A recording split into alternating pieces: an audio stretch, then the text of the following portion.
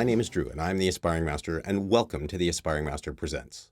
This is a show where we talk about the meanings, misunderstandings, and insights about the important words we use and misuse on a daily basis. Really understanding what we're truly meaning when we talk allows us to convey and explain ourselves better to others. This not only allows us clearer communication so we can get what we need quicker and with less stress, but also helps us understand ourselves in more depth than we thought possible. Today on our show, we have our special guest, Therese Wilson, who, like myself, was a practitioner, instructor, and advocate for personal growth and cooperative awareness. Today is a sad day, for we can no longer have Therese on our show as she has passed away since the taping. But please stay tuned for this one. This is the best show we've ever recorded, and it's on faith. Let's go. So let's go to, I want to, as usual, go to the dictionary first. And I had it up. There it is. Okay. So there's a number, and this is going to be a pet peeve with me because I think that we miss out on something when we have so many definitions of words in the dictionary. I think that it's one of our big problems in this world right now, and especially with the English language, how many things mean how many other things right now. And they keep refining the dictionary because the kids are using certain terms, right? Like sick, meaning that's really, really good, right? And yeah. So what they do is they put that as an alternate definition of sick, as opposed to saying, no, when we say sick, when we're talking in diplomatic terms, when we're talking in purely communicative terms, this is what sick means. Yeah, and it should be qualified as Urban Dictionary or whatever. Yes. Yeah, well, I mean, that's fine. It's like, yeah, we should be separating and saying, okay, this is our communication dictionary. This is our the international dictionary that we use. These are the definitions that we use when we're speaking to somebody. These are idioms, yeah. Yeah. And this is the other dictionary, like for urban use, so that you understand slang, slangs, right? This is all sort of a slang thing. So one of the reasons that I go into the dictionary and I pick one of the definitions to talk about is because I feel that these are the base definitions of the word that we're talking about, and the true communication definitions, I would think. Yes. Okay. So let's go into faith. Let's talk about it. Faith. So the Merriam-Webster dictionary, it tells me that, and I'm going through, and it's quite interesting that this is definition 2B in faith. 2B. 2B. 2B. Yes, and it's definition 1 of 2B, which is quite interesting. But this is the definition that I believe gets right down to the crux of what this word means. Faith. Firm belief in something for which there is no proof. And when we talk about that, and as soon as you say, which is there is no proof, and anybody that has faith in something goes, well, there's proof, right? Because a lot of the proof that they quote in anything that you have faith in is generally circumstantial, whether it's an experience that you've had, or a feeling that you have, or something like that. It's not evidentiary proof, and I think that no firm proof. Well, I don't think that's a bad. I don't think most people would say that there's no proof, because so often, I know for me growing up, I'd ask a question of my religion, and all I was told is, well, that's one of those things you just have to have faith on. Faith that the Bible is right, or faith that and there's no proof, because they couldn't give me an answer to my questions. Right. Just have faith. So, no proof. Don't need proof. And I don't necessarily. And there's a lot of people, and I'm sort of an agnostic. I would even be considered kind of an atheist, but I'm really not. I'm one of those guys that's right dead set in the middle of all of this, and I look at it and I just go, it's like, yeah, it's possible. And I just go, yeah, it's possible on either side. And I agree that when we're talking about any kind of faith, it can be for almost anything. I mean, this actually ties in with hope, right? this can tie in, yeah, this can really tie in with our discussion that we had on hope, in that it is we're taking something that it could be believe or have been told, or it could be, just something we've experienced, and we take it and we act as if it's true. Yeah, but you see, the thing is, if you have faith, mm-hmm. you are acknowledging that it might, just as you were saying, you are tacitly acknowledging that it might not be true. Right. And because there is no firm knowledge, or no firm proof, you're acknowledging that your house is built on sand. Mm-hmm. Well, okay, and to go further down this rabbit hole, when we look at the definition, it says firm belief, right? And when we talk about firm belief, we've talked about belief before. We understand that there's a lot of people out there that hold beliefs, which are, again, kind of something that you're holding on faith, because it's a belief. It's not really a knowledge. It's not really a knowing. But they hold those beliefs as if they are facts. And I think that that's the faith part that comes into that, is like, I have faith that this is a fact, and I act and react as if it is, right? Yeah. And that kind of thing, the idea of giving up your ideas, your beliefs, and questioning them, even though faith opens the door for questioning. Mm-hmm. Questioning isn't allowed in faith religious settings, in many of them. So you have to just zero in on my belief part of it, mm-hmm. and my ways or the highway, and that's what separates us. You don't believe what I believe. I don't believe what you believe. You're bad, I'm good, vice versa. And we get into the pickle that we're in right now. Well, and that's, again, talking about all of these words and trying to figure out where the handshake is for people of faith. It's sort of like when we're talking about, because we can talk about religious faith, because that's sort of in here. The number one definition for faith on this is, for faith number two, the number one, there we go, is belief and trust in and loyalty to God. That's number one on the second definition of faith on this, right? And that presumes that God needs any loyalty. Right. Well, I agree. That presumes that God needs anything from us. Well, and that also presumes a God, as any atheist would say. Yeah. Presumes the thing. Thank you for taking me there. I skipped right over that one. Right. So but again, and anyone who believes in God has to.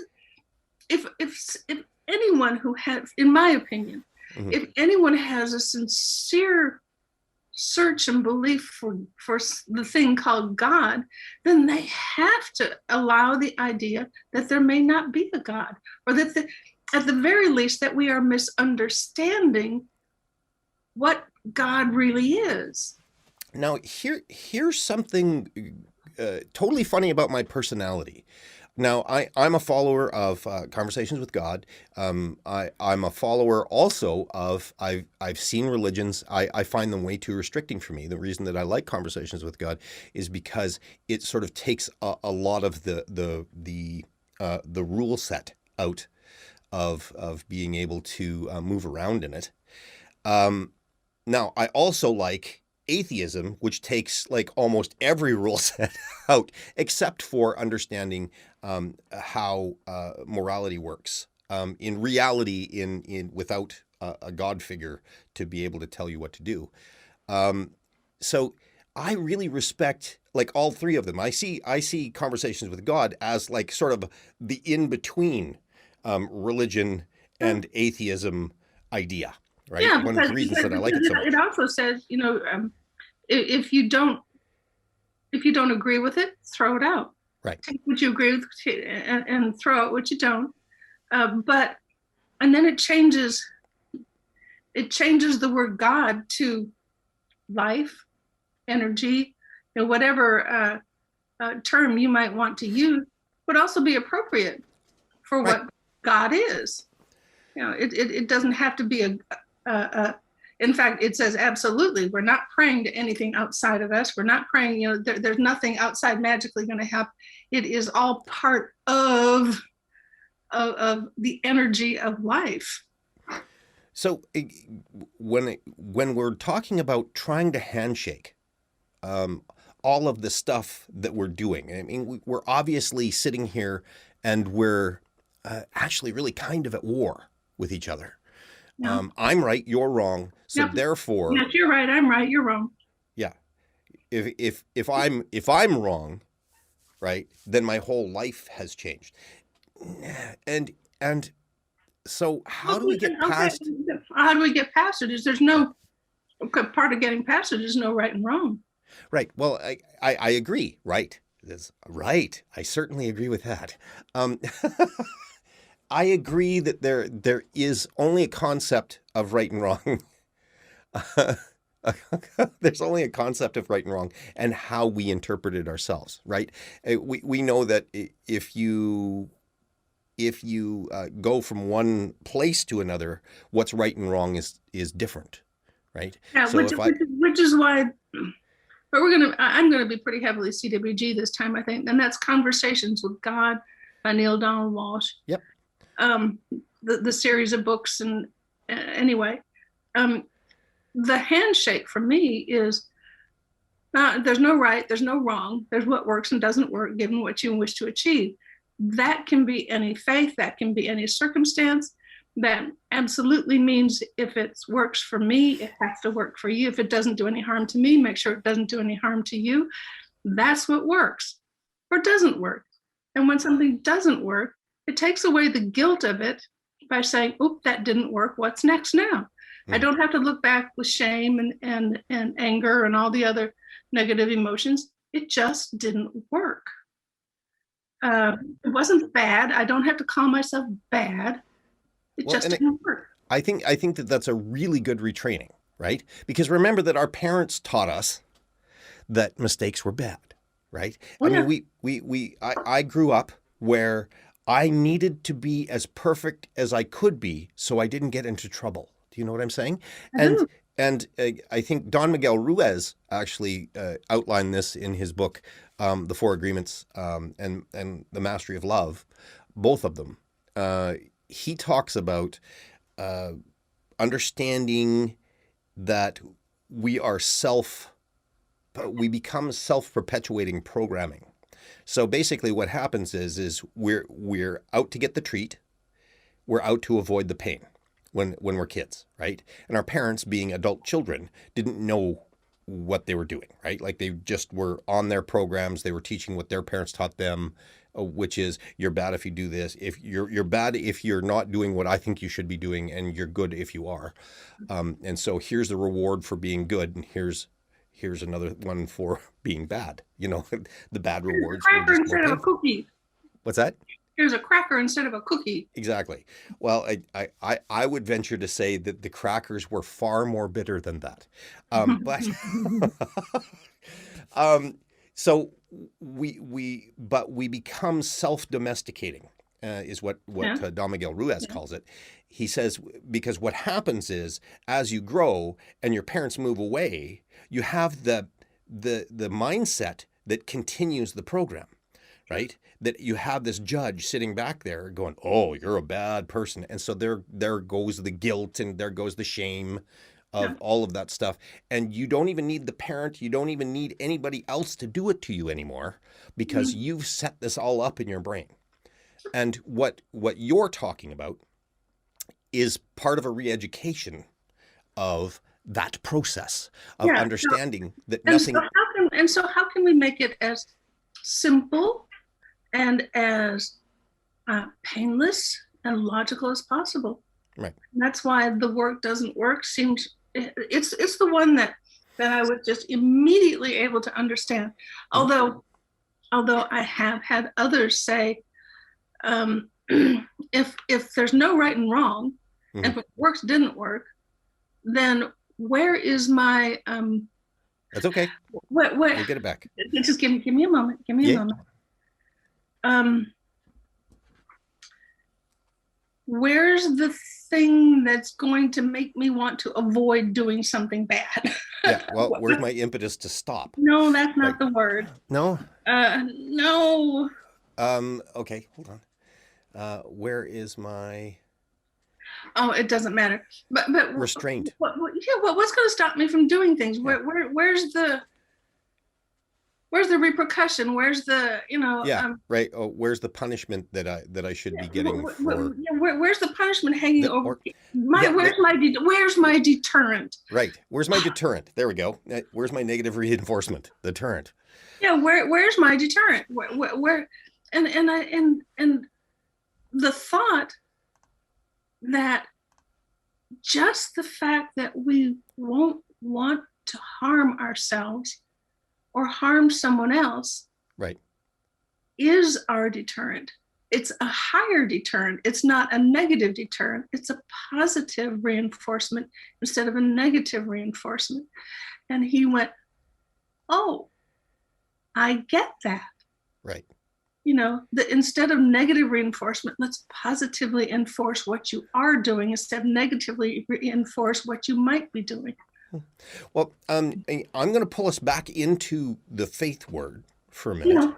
And because that sort of, it triggers an idea. Yeah. When we're talking about faith, okay, now I just lost my track. Faith pulls you into, it pulls you in, the word faith now pulls you into something else. Yeah. Well, we were talking about and then faith. Negative reinforcement, positive reinforcement. Playback. Oh, no. Okay. It was acting. Here it is. It was acting as if something is real. Okay. Mm-hmm. So when we're talking about positive reinforcement and we're talking about faith specifically, again, here's something that you have to sort of trust on faith, right? Because until before we start something, okay, I'm going to backpedal just a bit to explain this point because I know I'm going to go into it and I'm going to lose everybody because my brain already finished the thought and I'm taking that. So when you step back and you go, if I don't know anything about this, right? So I have no idea. I'm going to start doing something and I don't know anything about it. Now, somebody has told me that X leads to Y leads to Z in a situation like this, right? So I'm going to go on faith that I'm going to start down the trail and I'm going to pick my trail because it's like, they said, start with trail X, right? So I'm going to pick my trail based on the faith that somebody knows what's going on, right? Mm-hmm. So to start off a new endeavor, we have to have a certain amount of faith. Okay, not hope, but faith that it is going to turn out or get to a place that we want to be, right? So we start off down the road. Here's where I think that we lose confidence is when we hold faith as a truth. And what you say, well, but he said X, Y, Z, right? I'm walking down this trail. He said X, Y, Z. And he said, well, and I just passed, I just passed C and there's no Y here. I started on trail X and I don't see a Y, right? There's no Y. Oh, maybe if I go further, there's going to be a Y, right? Wait a minute. I just passed A1. What the heck was that?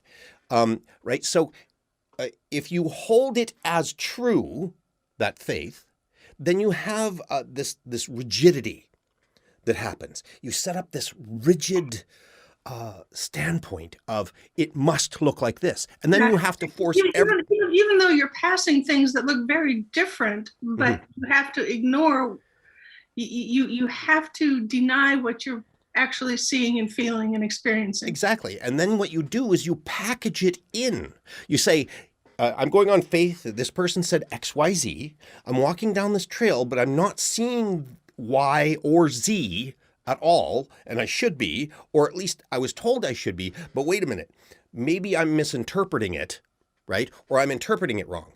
Maybe A1 means X, right? So I'm going to take A1 as being X. I'm going to fit it into X's box. Try and fit it into my little faith box. Yeah. Exactly. It's like I put it into this box and said, and the way I explain it is, right? I'll have some etherical explanation why A1 is X, right? I'll come to some kind of correlation. So all of a sudden, by taking faith, which is what you start off with anyway, you have faith that I'm going to get to a certain place.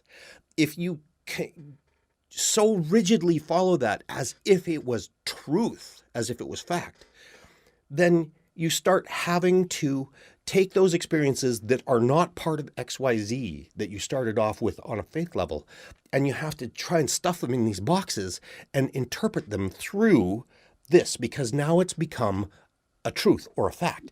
And I think that we misuse faith to that degree right now. I know we do. Yeah. Yeah, the concept of God, whether there is a higher being or not, was always meant to try and make sense of something that can't be made sense of, at least on some level. It was meant to comfort. Mm-hmm. It was meant to help us through tough times and that kind of thing. But you're right. As we try and fit what we knew from 3,000 years ago, and you keep stuffing all the peripheral things into that comfort box and into that thing that made sense 3,000 plus years ago, and try and have that same box make sense now, doesn't make sense. But it does still give comfort to people who don't do well with change, who don't do well with okay. When I first had my first kid, I was a working woman in a doctor's office, and then I stayed home with the kids, and I was going, well, how can you? Wasn't it an adjustment to go from the office to the thing? I said for a little bit, but I'm comfortable with the dialogues going in my mind. A lot of people aren't comfortable with those things going on in their mind, the questions that they ask. Even watching a TV program that might have some kind of spiritual thing, and you go, yeah, I'm not so sure about that. But if you question, like if I'm watching a Catholic mass on TV and I question what they say, and I'm a real deep believer in Catholicism, I'm going to go, no, can't have that dialogue in my mind. Mm-hmm. It's uncomfortable. I'll go to hell. I'm a heretic for thinking that thought. Right. So, and a lot of people are in that zone of, my faith says I should not question this. Mm-hmm. My religious faith says I should not question. My faith in myself says I just want to be comfortable. I'm not going to question. That makes me very uncomfortable. Which of course leads into our authoritarian follower and leader dynamic that's going on, not just in our politics, but very definitely in our religion, especially in the United States, with our fundamentalist Christians and our, whatever religion, fundamentalists, they're all clashing with each other because we all want to be right. And our faith says, my faith is right. Mm-hmm. So we cling to that, and the questions hurt us.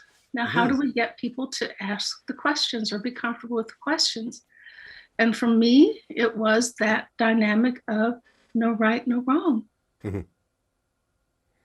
Well, works doesn't work. Yeah, work doesn't work. Well, and I've always totally agreed with that the premise in that Neil brings up as in Conversations with God. I've always looked at it and I've just gone, that's absolutely a better way to do it. Yeah. Right. It works. And that's the thing about CWG too. It says, if there's a better, ours is another way. Ours isn't the only way. The way CWG thinks leaves it wide open to expanding our understanding of God, if you will, or life. And of course, his newest book brings it down to something much more simple, just love. Right.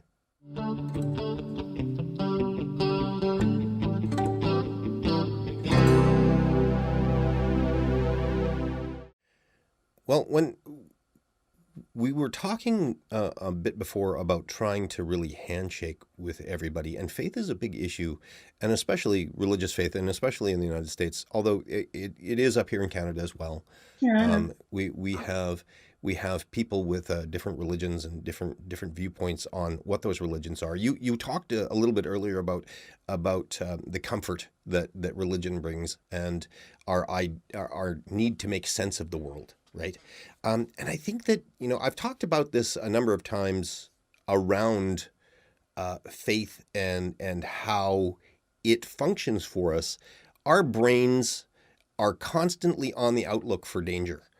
And when we were growing as a species, we were definitely in an environment that we could die quite easily from.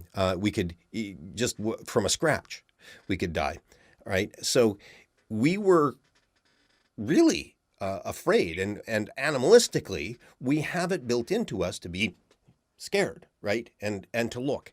So in order to be able to calm that part of our brain that's constantly vigilant out there looking for something, in order to be able to calm that down and say, well, the great volcano keeps belting smoke out, and every once in a while it throws, throws these big molten things of earth out that kill a bunch of people. We need to explain that. Why is that? We need to have this idea so that our brain stops focusing on it. Do you understand? It's like when it's when you start to worry. I'm just going to bring it down to an example. When I start to worry, let's bring it down personally. When I start to worry about something and my brain just will not let it go, and I'm sure that there's lots of people out there that can really understand this, is it's just like I'm trying to go to sleep, but it's like, oh my goodness, blah, blah, blah, blah, blah, blah, blah, and I'm going through all of these scenarios. I think that's a major manifestation of what goes on under the surface when we're talking about what's coming next. And our mind continually is talking to us and looking for that. And I think that's and again, I have to make a disclaimer here. This is just my personal experience of how my mind works, right? But I've seen it acted out a lot around me where people will have they'll have that mind talk that goes on and that worry that sits underneath. And a lot of it's not manifested physically or in conversation, but it's there nonetheless. And it's that part of our brain that just goes, oh my God, there's danger over here. Oh, watch out for danger over there. Oh, make sure. And is really out to look for the best advantage of what the best advantage of where we need to go to get more pleasure, all of those things. So on that sub level, our brain's just talking to us all the time, and we need to quiet it down. In order to quiet it down, we need to go, okay, this is why that's happening. That's okay. It's not a danger. This is why that's happening. It's okay. It's not a danger. And it shuts our brain up in those areas. And so when we're talking about something like religion, that's a big area. That's like, why is this happening to me, right? Why is... But when you shift it into religion, then you shift it into something else. You shift it into community. Yeah. And you shift it into a group dynamic as well. Right. Because we get caught up in a group dynamic, a group energy. There's no question when I was young and went to a charismatic church the first time, I got caught up in the, in the difference. And of course, that's when the faith of the group becomes even more of a bugaboo, because we have to go along with the group or we don't belong anymore. And that goes back to our one of our other discussions about we we need that connection. We need the social connection. But what kind of social connection do we need? Right. And do we need one that steers us through fear and guilt and other things, which faith can do. It doesn't have to, but it definitely can do. And that's the weapon that these fundamentalists face in particular, or even Catholics. Catholics are real good guilt producers, because they make you feel guilty about having a thought that isn't one that's allowed. I'm going to take what you've just said, and I'm going to actually change the word from guilt, because guilt is something that I know that Catholicism, and there's a lot of people that talk about guilt around Catholicism, and the differentiation between guilt and shame. And I think that what you're feeling when you're dealing with something like that is shame. No. No? For me, no. For me, it was absolutely guilt. Yeah. Because and fear. Mm-hmm. Because I've called them before. I used to have the what I called half-spoken sentences in my mind. Well, if God really is everything, the Alpha, the Omega, has everything, is everything, then how can God want? And I'd stop that sentence in my mind. Of course, I knew where it was going to go because it was my sentence, but I stopped actually saying it because I didn't want to go to hell. I didn't want to be a heretic. And this is when I'm, 12 years old or younger sometimes, through high school. No, I absolutely felt guilt and fear. Right. I didn't want to go to hell. I didn't want to be that person who nor did you want to be ostracized by the community or that you were part of, right? Or anything. Yes. Yeah. And those were the questions that I would start to ask my teachers. I went 1 through 8 to a Catholic school. I would ask my mother on occasion, and those are the questions that have just you have to have faith. Okay. Then you haven't answered my question, but that's okay. I'm not going to hell now either. So no, but you're right. The shame of being different for some people would be in part of it, but no, for me it was absolutely not shame. Mm-hmm. Okay, well, and I know that Brene Brown talks a lot about the difference between shame and guilt. The guilt good, shame bad, and I have to disagree with her to a degree, because I think that certain types of guilt good, certain types of guilt bad. Because the guilt is sort of it's the gateway drug. Really, it's a gateway drug to shame. It's kind of the conscience, yeah. Yeah. And so it's, and I know that sounds really funny, but it's like when people talk about gateway drugs, right? Which I think is kind of bogus. I said any addiction is a gateway to drugs. Okay, any kind of addiction. You can be addicted to anything. Yeah, any kind of addiction can be a gateway to heavier stuff, right? It's and I'm sure that the gateway drug to drugs is actually shame, but that's another point. No, the gateway drug. I think we've determined this in another one. Gateway drug to drugs is social disconnection. Yeah, I agree, and I think that shame is part of it, part of the social disconnection. Sure, of course, that isolates you further, creates the isolation. Absolutely. So it's when we're talking about guilt being the gateway drug, guilt can be a good thing, and it can lead you to a tremendous amount of shame. Let you know that you need to rethink something. Yeah, but you don't have to stay there. That's the problem, staying there, and that's why let's shift again. That's why instead of when you start to feel guilt, move into works doesn't work. What part of what I just did didn't work? Right. Well, and again, if you're doing works doesn't work, you have to ask the question: is where am I headed? What's the goal? And then once you understand that you have a goal and you understand what that goal is, then you can say, this doesn't work for that goal. Given what I was trying to achieve. Yeah, yes, exactly. Absolutely. Which of course leads to the other word we've thrown around. I don't think we've used it yet, but being conscious in our lives more and more. Yeah. So when we're talking about faith, now I was on a track and then I lost it, and it's like, why can't I just hit the rewind button so that I can go back and go, oh yeah, that's right. Where was I going? Well, I know what my excuse is. What's Mhm. yours? Um, I think it's, well, if you want an excuse, if I need to make one up, I'm the excuse. I, I keep having a damn conversation with you. oh, I remember exactly now what I was talking about. So, Okay. um, what happens with faith, we start off with faith, and like I said, we walk down the trail. It doesn't look the way that we thought it would. And if you're using faith as fact, right?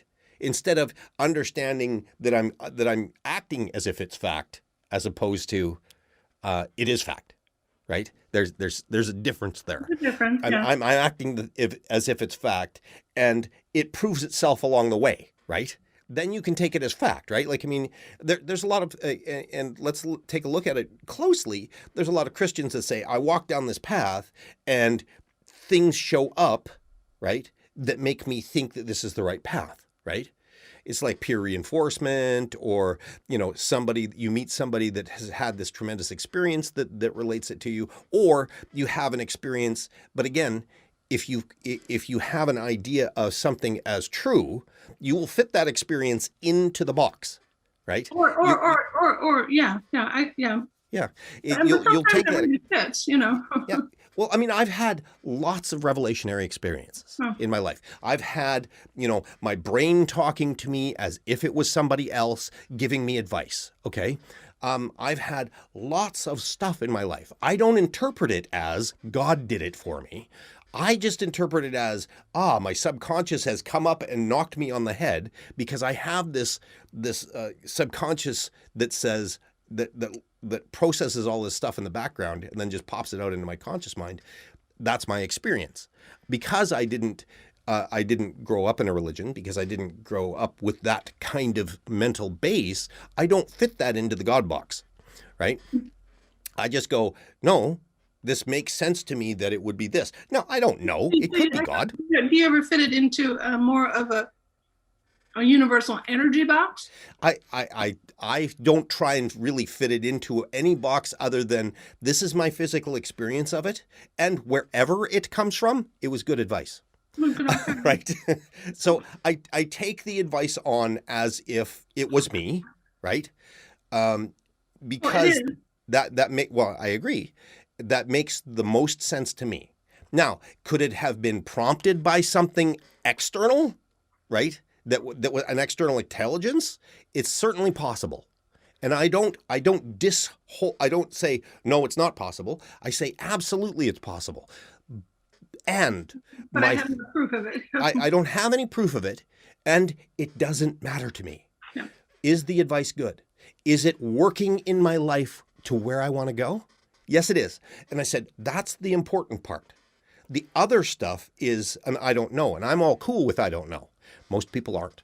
Now, when we're talking about the story and we're walking down the path, and like I said, whether you're Christian or Muslim or anything, and you're walking down a path and you have all of those proofs to you down that path, how you experience it, all of that stuff, I'm all cool with that. But when I'm walking down the path and I say, I'm walking down this path on faith, and it's got to fit, when you say X, Y, Z, I got to see Y and Z in there somewhere, right? I may walk for a long while to see I may go back and consult with the guy that said X, Y, Z. I said, wait a minute, where's Y and Z? I haven't seen it yet. I've been walking down this path for the past year. He says, oh no, it's there. It's just in the trees further, right? Then I might continue walking. But depending on my experiences on that trail. Hey, would you give me a little weed whacker here yeah, exactly. and reveal something to me? But here's the thrust of this, and stepping back into understanding how faith is such can be such an incredible tool to get to fact and to get to what we would consider as factual proof, is to say, I'm walking down a certain direction based on my faith that direction will take me to, right, the answer to a question. Or whatever that is, will take me to an understanding of God, or take me to an understanding of myself, or take me to wherever it is that I'm heading. So I go walk down this path on faith, but because it's faith, I'm just accepting it as if it's true until it proves not to be true, right? And given it's true until it proves not to be true is exactly the way I see faith is supposed to be used. mm-hmm. Yes, because it acknowledges that it might not be there, but it gives full credence to the fact that it may also be there. Right, exactly. But you have to be the person who is willing to in the previous words I don't like to use, but win or lose, to be right or wrong. Right. You know, to change or stay on a path that's comfortable but not necessarily true anymore, which is what people are. And and I'm trying to get to a point where we can start to really understand each other, to be able to have that handshake based on what we're talking about. And so I'm walking down a path, and whether I like it or not, all of this stuff is coming into my senses. Right? This light is hitting the receptors in my eye. The sounds that you're making on the other side of this call are digitized, coming in through my ears. And I'm experiencing the emotions of how we're talking, and I'm sharing those emotions. And so we've got all of this input-output that we have as people. And the thing is we've got this beautifully wonderful brain that processes all of this information, and then based on past experience and all of that stuff, and it could be even based on ethereal stuff. Who knows? The people that say that we live many, many lives could be correct too. Maybe we're drawing from that. I really don't know. But I also know that I am so complex that I don't understand it completely. So, but what I do know is that we will make up a story to make ourselves feel better all the time. And that, I think, is universal. I think that I've never seen anybody not do it. I've never seen anybody not try to justify in some way whatever experience it is. Like when we talk about people experiencing, like not experiencing the same thing or watching or seeing the same thing, and how each individual interprets it. It goes through these filters that they have. Yeah, the rain on parade day scenario. Exactly. And they make up a story. One of the things that I like about Neil's work is that work itself understands that we do that. That we can make up whatever kind of story we want about this. I did a poem, I don't know, it was probably about 7 or 8 years ago about this. I said basically, we're making this all up, make up a good one, right? Because it's like you can choose to see this as whatever you want to see this as. I said, I choose to see it as whatever I want to see it as. Nothing has any meaning save that which you give it. Exactly. And so because we're making this all up, we might as well make up a good one. Right? Yeah. And even when I say, I smack this desk and I hit my hand and I hurt it, even when I look at that, I just go, I can create this as an experience of learning, or I can create this as an experience. Any way I can create this as an experience of pain or detriment that I will never hit that desk again. I can make up whatever rule I want. I can also say that I hit that desk because God made me. I could say that I hit that desk because the devil made me. I could say that I hit that desk because, spirits from another realm were adjusting my hand. I can make whatever that experience that I just experienced mean anything I want. And that's why I think it is so easy to be able to forgive other people, their religions, their faiths. They're taking things on as true because ultimately we're trying to feel okay here. And I think that feeling okay here is a good thing, right? I want to feel okay here. And so therefore, you kind of latch on to something that makes you feel comfortable, makes you feel safe. You've just done something actually you use the word forgive, but you stepped right into understanding. Right. Because we don't really need to forgive anything. What we really do need to do is understand everything. Well, and I think that you and I both agree, and this is another CWGism. And I say it's a CWGism just because it's part of the lexicon. It's something that I've understood a long while. Oh yeah, and again, Conversations with God says there's really nothing new that he says. It's just maybe a way in current language that makes it more easily understood, these old concepts. Right. Because he clearly acknowledges where he got different concepts from, and all you'd have to do is read most of the, well, I mean, heck, if you go into reading any of anyone's holy scriptures or any of the, especially New Age philosophers and ways of doing, you'll find terms that are familiar, but it all kind of comes together for me in a different way in Conversations with God, because it doesn't have the judgment thrown in it. It doesn't have the hell and condemnation thrown in it. It has the things that say it's okay to question, it's okay to grow. And so that was absolutely the appeal for me, or so many different things. But the fact that there were no consequences other than the release of some pretty negative things in my understanding of the CWG cosmos. Oh, and I totally agree with that.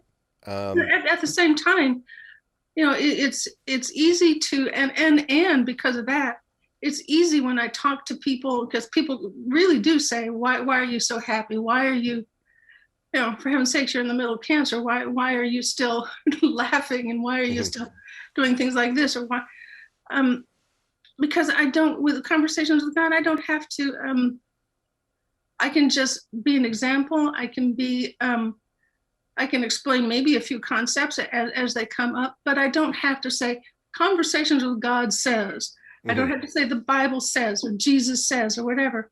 It's simply, this is who I am at the moment. I believe that this concept has helped me live this situation. And this concept has been in my life since I was a young person. I just now have a more full understanding of it, and how it actually is a tool in getting through anything in life. And that's all. So unlike most spiritual concepts, I don't even really have to refer to it in real life unless someone asks me to be more specific. And then of course I'll share the books and that kind of thing. But it's easy just to live it. And if that's an example, fine. If it's not, fine. Well, and this all started with us talking about forgiveness, and the truth behind forgiveness is the only reason that you feel like you need to forgive is if you feel like you've been violated, and if you feel like that's a judgment. Yeah, no, I agree, and that's where I'm going. Okay. The reason that you feel violated is because you had an idea of what should be happening that didn't happen, and there are. And don't get me wrong, there are absolutely, definitely violations out there. I'm not saying that there's not, right? It's seeing them as violations and understanding and accepting the world as it is as opposed to as it should be. If you have an idea of how the world should be, I mean, we all have an idea that says, if you own a house, let's look at it this way. If you own a house, you have an idea that you have complete control over how the house is going to be, right? You know that when you own a house, you might have to replace the roof, you might have to replace this, and there might be stuff in the wall and all of that stuff. But all of a sudden, the government comes over and says, sorry, we need your house. Eminent domain, and we can take your house. It's not yours, by the way. You were just renting it from us. And all of a sudden, your world is shattered. The thing that you thought you owned that was yours is no longer yours. And so here you feel violated, right? Because in your mind, this is the way the world worked. Now, part of it is you didn't educate yourself to understand that the world doesn't work that way. But we have this idea, this faith, this trust, this belief system that says when we own something, it's ours. But we also know experientially that everything can be taken away, right? We don't want to think about it, but it happens.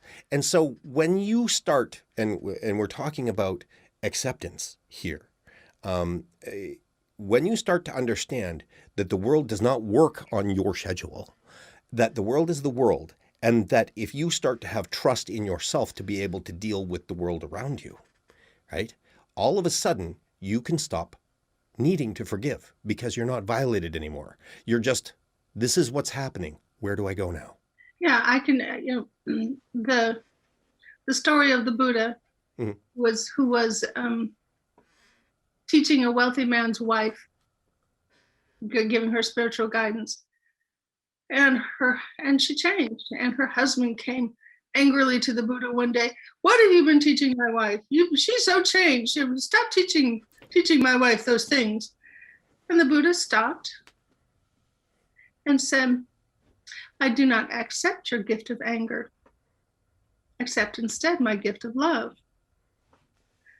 and if we can ever get to the point where we understand that anything those people say and do is completely up to me to accept as part of me. I can be angry, but I have to accept the anger. They're not making me angry. I accept it. Then you're right. Then we can stop moving into judgment of it and feeling we have to forgive anything, and simply move into understanding why they came to that point. Mm-hmm. When we're talking in regards to forgiveness and understanding how faith works, and actually getting hopefully getting a different concept of how faith works. Faith and judgment go right along with each other, and forgiveness and they stuff. can because they acknowledge the failures, they acknowledge things as bad, they judge things. But knowing and understanding are the last step. There's nothing wrong with faith or hope, but they are hopefully the steps to just knowing and understanding. Right. Well, and I think that, when we get to the point of, and here's a place that is always up for interpretation when people talk about knowing, right? There's a lot of people out there that have an idea of what knowing is, and I couldn't tell you what knowing is. I know that I don't know, but I have a pretty firm understanding, right? So, I would say that most people are kind of straddling a line between faith and knowing. And the only reason that I have, and this isn't like a bugbear or anything, but I don't follow knowing as an absolute. I don't think that there is any. I think that as soon as I commit that there is an absolute, I mean, we know that there is an absolute equation for trajectory of a ball. Okay, we absolutely know that there is an absolute that if we throw this and we know all the variables, that we can calculate exactly where that ball is going to land. And I understand in life we don't know all the variables. So the prayer, thank you, God, for letting me know this problem has been solved. It would appear on the surface that we're looking for a specific solution. But that kind of prayer or knowing really only works when you are actually surrendering to many solutions to any given problem. And that's where, for me, the thrill of life is knowing that there is a solution and keeping my mind open for and away from and into a preference rather than what's the other word? Preference rather than expectation. An expectation, right? Expectation of how it has to look. But you're right. Knowing still has so many variables to it that when we say we know something, it has to be an individual knowing. Otherwise, we're projecting our own faith or whatever onto mm-hmm. other people as well. Everything really boils down to an internal knowing for me. I'm sure that there's so many people out there that dislike my way of thinking because it doesn't really firmly pin anything down, right? You're sitting on the fence. I mean, this is what I get. I have a Christian friend that goes, "You're just sitting on the fence." And I said, "Yeah." I said, "Of course I am. Because from this vantage point, I can move one way or another." Well, yeah. From that vantage point, you only have one way to move. And we're going to get back to the conversations with God. There's no absolute truth. The only absolute truth is that there's no absolute truth, because it is all subject to the person viewing it, the perspective of the person viewing whatever there is. And one of the reasons that I say, and this is sort of my bottom line. If we're talking about any kind of absolute, this would be the closest that I would get, is we all make it up. Yeah. And because we all make it up, I understand. My way is better because my way is better. Well, I mean, but I understand. And I even understand why you would say that, yeah. Right?